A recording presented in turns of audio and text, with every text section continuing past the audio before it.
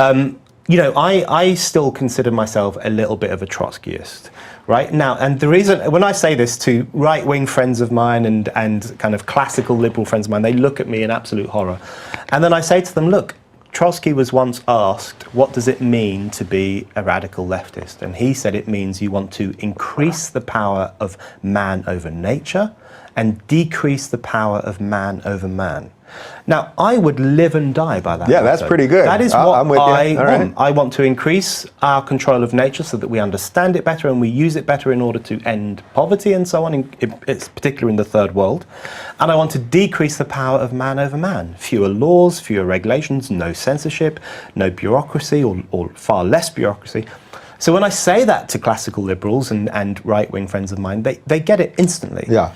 But what's really exciting about today is that I actually think the new alliances that are forming are incredibly interesting. So I often find I have far more in common even with people on the alt-right, or certainly with people on the kind of classical liberal right or the free market right, than I do with people who today describe themselves as left-wing.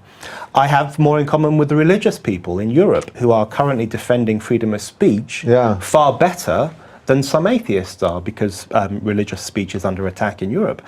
So it's the new alliances that I find incredibly interesting and exciting. And so I think a new dividing line is opening up, and it's no longer the dividing line between where do you stand on the market, or are you left-wing or right-wing. It's increasingly a dividing line over, do you trust ordinary people to run their own lives? And that sounds like a simple question, but actually it cuts to the heart of everything.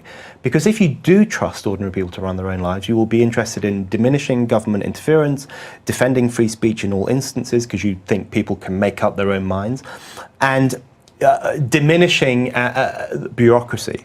If you don't trust ordinary people, and tragically the left doesn't anymore, you will be in favour of growing the welfare state, growing environmental controls, restricting the expansion of production and growth and everything else, and censoring speech. So the key dividing line I think now is, do you trust people, yes or no?